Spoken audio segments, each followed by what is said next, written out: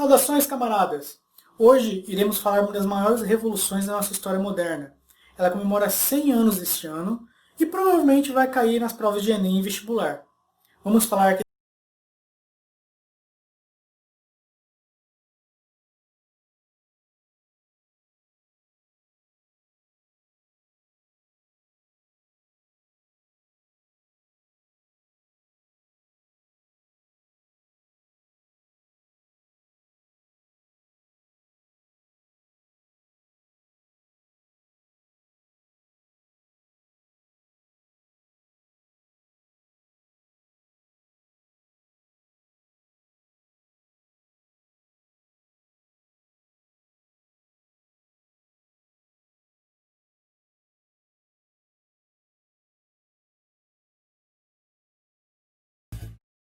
Eu vou falar um pouquinho aqui da origem do território russo para a gente poder entender um pouquinho o que essas configurações vão render lá na frente. Aí durante a era pré-cristã, esse território que temos como Rússia era habitado por diversos povos de diversas etnias. Grande parte desse território era habitado por povos que conhecemos por eslavos. No sul, ali na região da Sítia, ela foi sucessivamente habitada por povos de origem asiáticas, como os cimérios, os citas e os sármatas. E além disso, muitos povos gregos também se estabeleceram em vários assentamentos ali ao longo do Mar Negro e da Crimeia. Nos primeiros séculos da era cristã, os citas eles foram deslocados ali pelos godos, um povo de origem germânica, de uma tribo ali derivada dos ostrogodos, o qual estabeleceu um reino ali às margens do Mar Negro. No século IV d.C., os hunos derrotaram os godos, devastando assim toda a Sítia. E os godos se mantiveram onde hoje é ali mais ou menos o território da Ucrânia. Mais tarde, outros povos também chegaram nessas áreas, como os ávaros, os jázaros e os magiares, que mantiveram sua influência ali até mais ou menos metade do século X. Ali por volta do século IX, guerreiros e comerciantes da Escandinávia, também conhecidos como varengues, ou mais conhecido atualmente como vikings, se estabeleceram nessa área. Vale ainda lembrar que a organização social dos eslavos orientais ainda era de forma tribal, quando os vikings começaram a percorrer e navegar pelos rios russos. A efervescência de vários povos e etnias nessa época favoreceu a escolha de um príncipe viking, Rurik, para ser seu governante nessa época. Em 862, Rurik se converteu no governador de Novgorod, e com isso se deu a expansão do território do povo eslavo, com a fundação de Kiev. E eles frequentemente combatiam o povo local, e utilizavam os vencidos como escravos, que eles chamavam de Slav. Uma outra palavra que é muito tema de debates é a palavra Rus. Alguns historiadores afirmam que esse termo é como os vikings se chamavam quando eles estavam fora de suas terras e conviviam com outros povos. Então, acredita-se que o termo russo e eslavo são derivados etimologicamente das palavras escandinavas. Lembrando que a palavra slave significa escravo em inglês. Mas aí você pode questionar, mas por que tudo isso? Por que voltar tanto no tempo? A gente está falando sobre a Revolução Russa. A gente vai entender isso daqui a pouco, tá? Importante frisar aqui que em 1533, Ivan IV, mais conhecido pela alcunha de Ivan o Terrível, ele se torna o primeiro czar. Czar é a palavra que deriva de César, César romano, os imperadores romanos. É aqui que surge o termo czar da monarquia russa. Um pouco mais para frente, a família dos Romanov se tornam a segunda e última dinastia russa. Entre os czares, em 1861, Alexandre II abole a servidão do território russo. Então, para a gente só entender um pouquinho o contexto do território russo ali na época da Revolução, vamos frisar que cerca de 90% da população russa não sabia nem ler nem escrever. E esse povo era formado por diversas etnias, diversas religiões, diversas línguas diferentes. Então, para a gente entender aqui, quais são os fatores pré-revolução russa? Primeiro, o absolutismo, na época do Nicolau II, é o último czar da Rússia, o qual detinha um poder absoluto, ele mandava e fazia o que queria, ele não tinha outra parcela de poder, ele era um poder absolutista, uma monarquia absoluta. A Rússia tinha uma industrialização completamente atrasada em relação à Europa. Podemos dizer que à época, às vésperas da Revolução, a Rússia ainda era um sistema semi-feudal. Enquanto lá nos outros países da Europa já haviam tido as chamadas revoluções burguesas, né?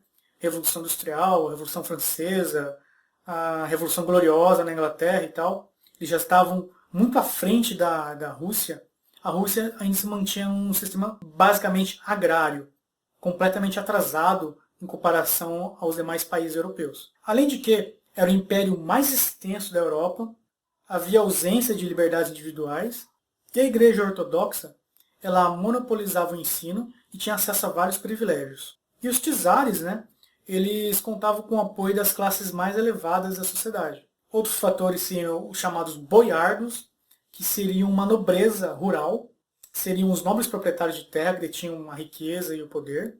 Tínhamos aí os camponeses, chamados de mudiques, que trabalhavam de forma ainda quase feudal, eram explorados completamente. E nessa época ainda cerca de 80% da população vivia no campo.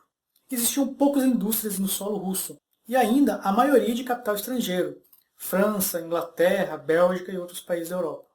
E, é claro, as condições precárias de trabalho, jornadas extensas de trabalho, sem direito algum, etc. Ainda que a industrialização foi estabelecendo progressivamente, embora ainda em pequena escala no território russo, ali começam a surgir aspirações e desejos por parte da população operária, reivindicação de direitos e inspirações da ascensão social.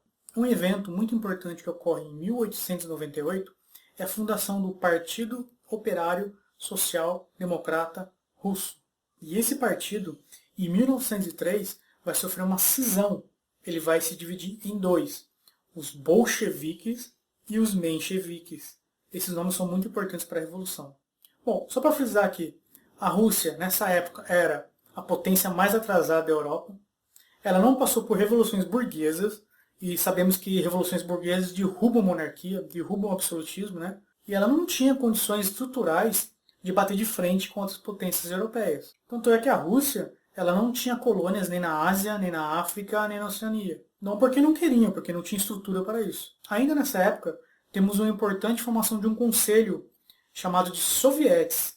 Guardem também esse nome. E essa situação de extrema pobreza e exploração da mão de obra camponesa torna-se um solo muito fértil para o florescimento de ideias marxistas. Sobretudo, as ideias criadas por Karl Marx e Friedrich Engels. Essas ideias se tornaram a base da Revolução Russa. Em 1905, nós temos o que chamam muito de Revolução de 1905, ou também o Ensaio Geral. Por que o Ensaio Geral? Porque quase aconteceu uma revolução ali. Nessa época, entre 1904 e 1905, ocorria a Guerra Russo-Japonesa. Eles disputavam o território da Manchúria. E se a gente for ver pelo mapa, a diferença de tamanho continental do Japão para a Rússia, é um absurdo pensar que a Rússia seria perdedora desse conflito. E ela perdeu. Sofreu uma derrota arrasadora nas mãos dos japoneses. E esse conflito começa, aliado a outros eventos, a fomentar uma insatisfação da população russa. Ainda em 1905, ocorre um evento que ficou conhecido como Domingo Sangrento. A população russa organizou um protesto pacífico pedindo melhores condições de trabalho, melhores condições de vida. É um protesto extremamente pacífico. Elas queriam subir a escadaria de Odessa, que é o Palácio Imperial, e entregar uma carta ao czar pedindo melhorias, pedindo melhoras de vida. Sobre esse fato, há algumas divergências historiográficas. Alguns historiadores afirmam que Nicolau II deu a ordem para atirar e matar os manifestantes. Outros já afirmam que partiu direto da guarda dele. Enfim, esse episódio ainda é um pouco controverso. O fato é que milhares de pessoas morreram, pessoas carregando o cartaz com a foto do czar. O Domingo Sangrento, dia 22 de janeiro de 1905, deita por terra o mito do bom czar. Em frente ao Palácio de Inverno em São Petersburgo, manifestam-se trabalhadores chefiados pelo pastor Georgy Gapon. Querem pedir reformas ao czar. Subitamente, os soldados abrem fogo, vitimando 150 manifestantes. Segue-se uma onda de distúrbios, greves gerais com formação de comissões de trabalhadores, sublevações de minorias nacionalistas, revoltas de camponeses e soldados. O motim no encouraçado Potemkin transforma-se no símbolo da revolução. O diretor russo Sergei Eisenstein foca esses acontecimentos no seu famoso filme O Encouraçado Potemkin, filmado em 1925. A situação só volta a acalmar com a publicação do Manifesto de Outubro, a 17 de outubro de 1905. Nesse documento, o czar promete liberdades civis e a constituição de um parlamento, a Duma. Porém, a Duma tem pouco poder. As conquistas da Revolução são apenas superficiais. Em 1907, o czar Nicolau decreta uma nova legislação eleitoral com um recenseamento de eleitores extremamente rígido. A composição da Duma é, por consequência, bastante conservadora. O czar consegue manter o poder, porém, o seu estilo de governar é autoritário e imprevisível. Cada vez mais, o czar Nicolau perde o apoio do povo russo. O primeiro-ministro Stolypin pretende manter o governo do czar. Com uma reforma agrária, tenta modernizar a sociedade russa. Stolypin dissolve as chamadas Mir, as seculares comunidades aldeãs. Em sua substituição, deve surgir uma nova classe de grandes e médios agricultores, politicamente conservadores e com o poder do capital, os chamados kulakos. Com eles, Stolypin pretende criar uma camada social que sirva de base ao Estado russo, uma reforma com aspectos sombrios. A massa dos camponeses russos continua na miséria. Existem muito poucos kulakos bem-sucedidos para apoiarem a longo prazo o regime de Nicolau II. O abismo existente entre o czar, as camadas cultas e a massa do povo já quase não pode ser transposto. A crise do Império Czarista agrava. Bom, aqui em 1903, nós temos a divisão do Partido Operário Social Democrata Russo em duas frentes. Os mencheviques, que tradução literal seria minoria, o líder dos mencheviques era o Martov. Eles defendiam uma revolução liberal burguesa, aos moldes da Revolução Francesa. E por que isso? Porque Marx já dizia que para chegar a um comunismo é preciso passar pelo capitalismo. E a Rússia ainda não tinha passado por esse processo. Então, o que a nobreza pensou? A gente vai fazer uma revolução burguesa, estabelecer o capitalismo, e quando der, a gente modifica a sociedade de novo para o comunismo. Esse quando der, sabe-se lá quando seria. A ideia era sair de uma situação agrária para o capitalismo e só depois para o comunismo. E contra essas ideias nós tínhamos o bolcheviques, que é a maioria. O líder do bolcheviques era o Vladimir Lenin. Ele pregava a transformação de uma situação agrária, pulando o capitalismo, direto para uma revolução socialista. Também tínhamos o Partido Constitucional Democrata, o Cadete, mas ele era politicamente fraco. Então aqui, muita atenção, costuma-se ter uma pegadinha aí nas provas, vestibulares e afins. As ideias de Lenin eram mais para um leninismo-marxismo do que para um marxismo propriamente dito. E por quê? Porque ele prevê a realização do socialismo sem passar pelo capitalismo, ou seja, sem uma revolução burguesa, que precederia o socialismo. Seria assim possível um socialismo agrário no território russo. Ao longo do século XX, teremos grandes experiências socialistas nessa ideia. Temos aí a própria Revolução Russa em 1917, a Revolução Chinesa em 1949, as Coreias ali por volta de 1950, a Revolução Cubana em 1959, que por acaso já temos um vídeo aqui no canal, se você não viu, vai lá ver. E o Vietnã entre as décadas de 50 e 60. Todas essas experiências se pautam mais em um leninismo-marxismo do que um marxismo propriamente dito. Por quê? Porque eles eram países essencialmente agrários, e afirmar que esses países são marxistas é um erro. Basicamente, os mencheviques queriam o desenvolvimento do capitalismo, enquanto que os bolcheviques pregavam a ditadura do proletariado. O proletariado são os trabalhadores, em geral as pessoas que têm prole, que têm família para sustentar. Então utiliza-se muito a palavra proletariado. O fato é que a recém-criada Duma, mesmo que ela diminuísse um pouco o poder ali do czar, ele tinha um mecanismo que ele podia desativar esse parlamento quando ele quisesse. E sucessivamente, ao passar dos anos, esse parlamento foi desligado e ligado várias vezes. Importante aqui que em 1914 estoura a conhecida Primeira Grande Guerra, a Primeira Guerra Mundial. E a Rússia entra na Primeira Guerra Mundial aliada da França e da Inglaterra, formando assim a Tríplice Entente. Daí você pode perguntar, o que a Rússia foi cheirar lá na Primeira Guerra Mundial? Ela já não tinha problemas demais?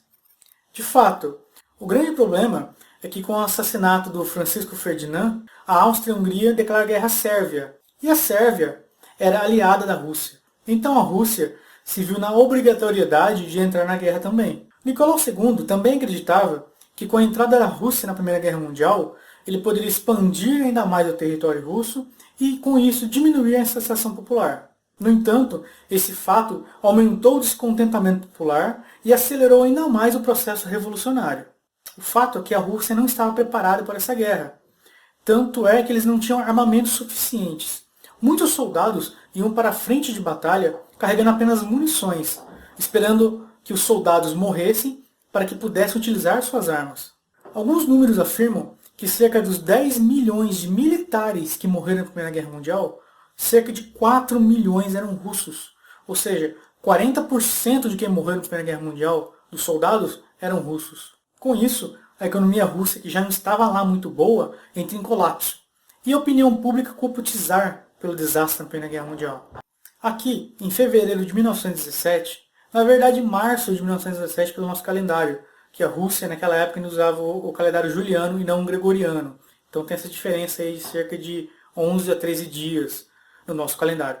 Mas enfim, em fevereiro ou março de 1917, houve a primeira revolução. Então muita atenção, em 1917 houve duas revoluções russas, tá? Essa de fevereiro ou março seria chamada de Revolução Menchevique, ou Revolução Branca. Essa revolução contava com o apoio dos burgueses. E o que uma revolução burguesa faz? Derruba a monarquia. Então o primeiro ato dessa revolução burguesa é tirar o Nicolau II do poder, a derrubada do czar do poder russo. Só que essa revolução ela tem muito apoio e interesse dos burgueses. Tanto é que eles não retiram a Rússia da Primeira Guerra Mundial, eles mantêm a Rússia na guerra. E isso começa a gerar uma certa insatisfação pelo povo. O povo russo, o camponês, os soldados, começa a questionar que não mudou nada pra gente. Derrubaram o czar e colocaram outro governo que deixou a gente numa mesma situação. Isso começou a gerar uma insatisfação popular. Com os mencheviques no poder, uma das atitudes que eles tomam é a libertação de todos os presos políticos que estavam sob o regime do czar Nicolau II. Entre eles, temos o retorno triunfante de Vladimir Lenin. Lenin, quando retorna à Rússia, ali junto do seu grande aliado Leon Trotsky, ele lança as suas famosas teses de abril, que se pauta na frase muito famosa paz, pão e terra. Que seria paz, a saída imediata da Rússia na Primeira Guerra Mundial, pão, matar a fome da população camponesa e terra, fazer uma grande reforma agrária. Essa frase é um sonho para a população russa, a população camponesa que passava fome, os soldados que estavam morrendo na guerra. Isso é um sonho realizado. Então Lenin tem um apoio maciço de grande parte da sociedade russa. E ainda, aliado ao Leon Trotsky, ele funda uma milícia revolucionária chamada de Guarda Vermelha. O fato é que em outubro de 1917, ou novembro pelo nosso calendário, há uma segunda revolução no território russo. Aí sim temos a Revolução Bolchevique. Lenin toma o controle do país e também consegue um acordo de paz com a Alemanha, o Brest-Litovsk. A Rússia sai da Primeira Guerra Mundial e cede alguns territórios para a Alemanha. Em seguida, Lenin faz uma grande reforma agrária. É claro, esse processo todo não foi completamente pacífico. A reforma agrária que Lenin faz é um pouco diferente do que os camponeses pensavam. Os camponeses queriam a terra para si. E no governo socialista, toda a terra e os bens de consumo são parte do Estado. Houveram vários conflitos, não foi algo muito pacífico, de certo modo. Além disso, tivemos aí a nacionalização das empresas. Todas as empresas, fábricas e afins de origem principalmente estrangeira foram nacionalizadas, foram tomadas pelo Estado russo. E aqui também a Rússia começa a sofrer um grande embargo pelas demais potências. E temos também uma outra frase muito forte de Lenin: todo poder aos sovietes. O czar e sua família, que estavam em prisão domiciliar nesse período, eles são levados até um porão com a desculpa de ser feita uma fotografia de família, e o czar e sua família são fuzilados.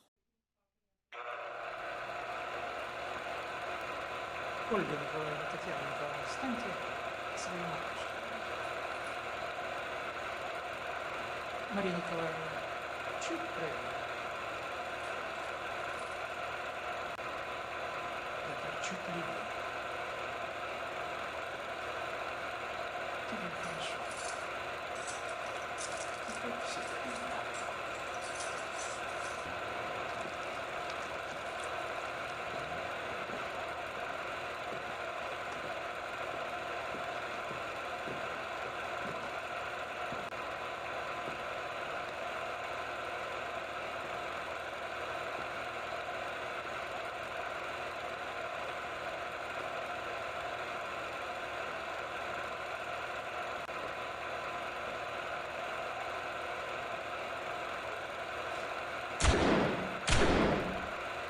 Durante muito tempo, houve algumas discussões que Anastácia, ela sobreviveu, uma das filhas, né, do czar, sobreviveu a esse atentado, a esse fuzilamento.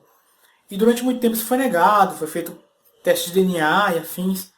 E recentemente um grande estudioso, historiador da Revolução Russa, Marc Ferrot, lançou um livro também que questiona se todo mundo da família foi mesmo assassinado.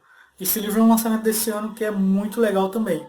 Embora isso não se aplique muito às questões vestibulares e provas, mas é um ponto que vai ser muito discutido ainda. Então aqui, muita atenção.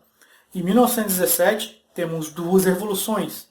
A Revolução de Fevereiro, ou Março, que é a Revolução Menchevique, conhecida por Revolução Branca, que derruba o czar. E em outubro ou novembro, temos a Revolução Bolchevique, ou Revolução Vermelha, que é uma revolução socialista. Então, sempre que cai alguma charge, alguma coisa, alguma questão nesse ponto, sempre que tiver algo representando a cor branca, uma flâmula branca ou algo assim, tem de ser uma representação da Revolução Menchevique, Revolução Branca. E sempre que tiver uma charge, um desenho que tiver algo em tons vermelhos, uniformes vermelhos e afins, é a Revolução Bolchevique, a Revolução Vermelha, a Revolução Socialista. Com isso, o Lenin propõe a NEP, que seria uma sigla traduzida do inglês, que é a Nova Política Econômica. Ele faz um plano de recuperação da economia russa. E o que ele propõe? Ele propõe mais uma de suas célebres frases, que é dar um passo para trás para poder dar dois passos à frente. O que ele quer dizer com isso? Ele vai introduzir elementos capitalistas, parciais e provisórios dentro da política econômica, consolidados com a base socialista. Então ali, ele permite pequenas e médias empresas capitalistas atuarem em solo russo para fazer movimentar a economia e fazer a economia russa se recuperar. Então aqui nós temos uma livre comercialização de produtos agrícolas e uma leve recuperação da economia russa. Em 1922, a Rússia se alia aos outros países do leste europeu. E com isso, ela funda uma nova denominação, que seria a sigla CCCP, que traduzido aí do sírico russo, seria para a gente URSS, que seria aqui a criação da União das Repúblicas Socialistas Soviéticas. Só uma atenção aqui. A Rússia não muda de nome para União Soviética. A União Soviética é a união de vários países em torno da mesma ideia. A Rússia continua se matando Rússia, assim como os países eles só se unem em prol de uma mesma causa, comércio, ideais socialistas e afins. Então aqui, aquela frase que o Lenin falou lá atrás, todo poder aos sovietes, se aplica, porque o poder legislativo passa a ser o soviete supremo. E o poder executivo, que seria o presidente, é eleito por esse soviete supremo. Em 1924, Lenin morre, decorrido de um derrame. E nisso começam a surgir algumas disputas internas. Para essa disputa, nós temos aqui o Trotsky, que seria o preferido do próprio Lenin assumir o seu lugar no governo do país. Inclusive foi deixada uma carta pelo próprio Lenin afirmando que deveriam colocar o Trotsky no lugar dele. Só que essa carta se perdeu, né? E o que o Trotsky queria? Ele queria uma revolução permanente. Ele queria a difusão imediata do socialismo pelo mundo. Ou seja, ele queria expandir o socialismo pelo mundo imediatamente. É aqui que surge um baixinho bigodudo invocado. Não, não é o Mario. É o Stalin.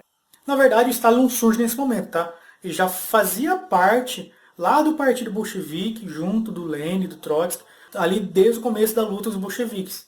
Ele cuidava da propaganda e tal. Então ele já fazia parte desse partido, ele não surge nesse momento. Mas enfim, o que o Stalin propõe?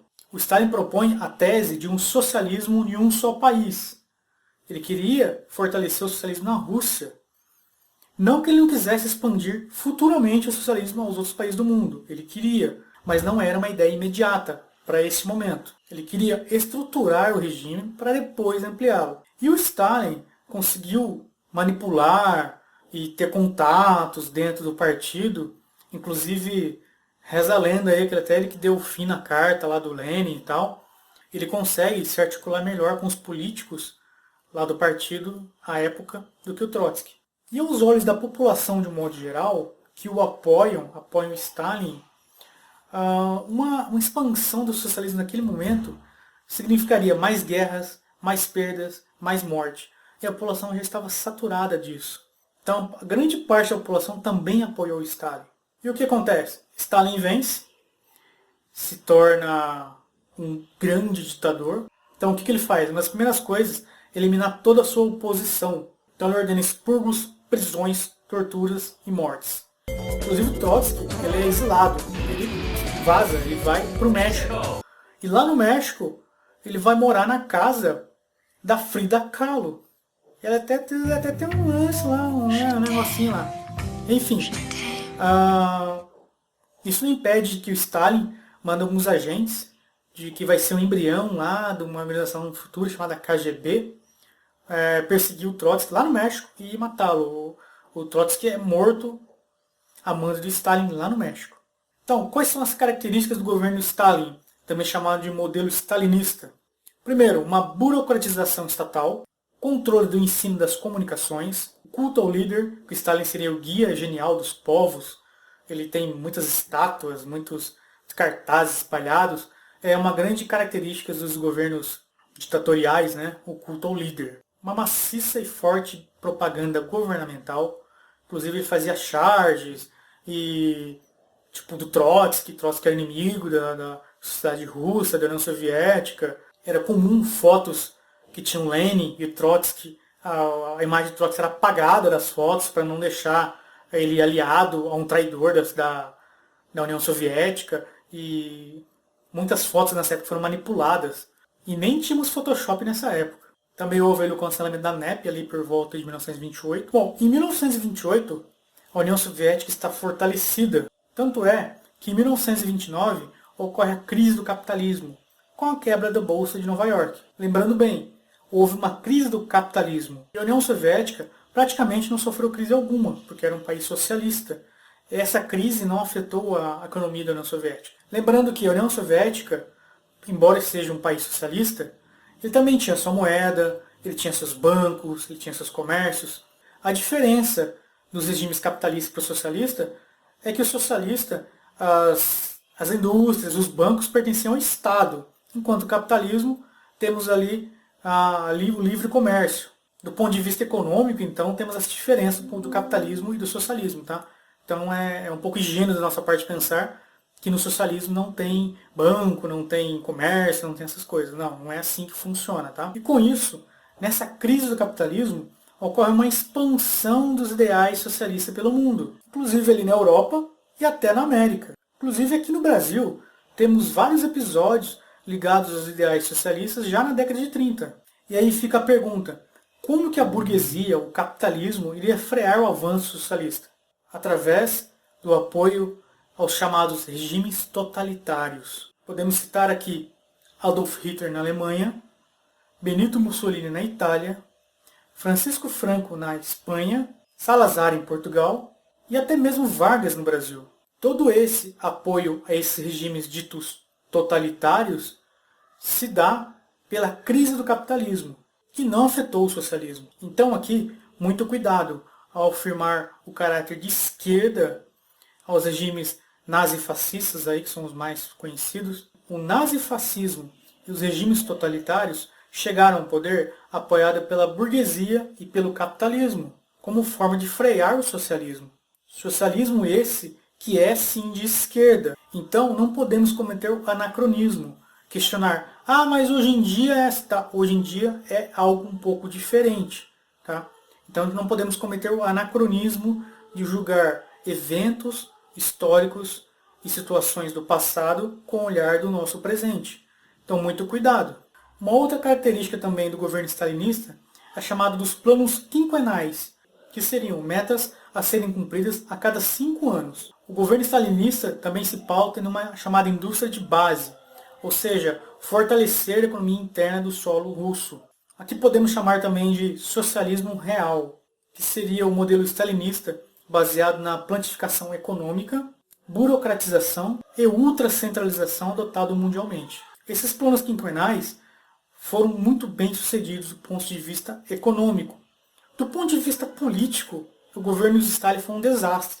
Mandou matar milhares de pessoas, torturava, exilava, censurava, não tinha liberdade de expressão, enfim. Os planos quinquenais foram muito bem aplicados até 1939, quando eclodiu a Segunda Guerra Mundial. A princípio, ali a União Soviética tinha um acordo com a Alemanha de não conflito e tal, e sabemos que isso não foi respeitado pela Alemanha. Enfim, é sabido de todo mundo que a Alemanha perdeu a guerra, mas a União Soviética foi grande responsável por a derrota das forças do eixo, da Alemanha principalmente. Ela foi chamada aí de o rolo compressor soviético, que ele arrastou os alemães de volta do território russo até as portas de Berlim. Inclusive, a bandeira que foi hasteada lá no Palácio de Berlim, quando a Alemanha perdeu a guerra, logo depois Hitler suicidou-se, enfim, é a bandeira da União Soviética. Mas essa história vai ficar para um outro vídeo. Importante frisar aqui que a União Soviética, de um modo geral, entra aí na década de 50 como uma grande potência mundial. Nessa época aqui, a União Soviética rivaliza com os Estados Unidos em poder bélico, em poder tecnológico e em poder econômico. Tanto é que a União Soviética foi responsável por mandar o primeiro satélite ao espaço, o primeiro ser vivo para o espaço, que é a cadeira Laika, e o primeiro astronauta ao espaço, que é o Yuri Gagarin. Bom, lembrando aqui que na década de 50, já estamos aqui em plena Guerra Fria, e o governo de Stalin vai durar até 53, com seu falecimento, e quem vai assumir o governo aí é o Nikita Khrushchev. Mas isso já é assunto para uma outra história. Só não deixe de conferir aqui na descrição desse vídeo um link com várias sugestões de filmes, documentários e livros para vocês entenderem um pouco mais o contexto da Revolução Russa, pré-revolução e pós-revolução também. Então vai ter aqui na descrição vários links, várias bibliografias, inclusive que eu utilizei para fazer esse vídeo para vocês, sugestões de temas e demais informações aqui embaixo. Não deixe de conferir. É isso aí, pessoal. Eu desejo que esse vídeo tenha sido útil para alguns de vocês, que ajudem vocês aí nas provas, ou mesmo para aprendizado de um modo geral, que seja útil de verdade. Fico muito feliz quando o pessoal comenta, nossa, o vídeo me ajuda bastante, eu entendi. Cara, isso me deixa muito feliz de verdade. E eu espero comentário de vocês aí, que vídeo vocês gostariam mais de ver, sobre o que vocês acharam desse vídeo, enfim. Eu aguardo vocês aí no próximo vídeo, que eu espero que seja logo. Um grande abraço, valeu, até mais.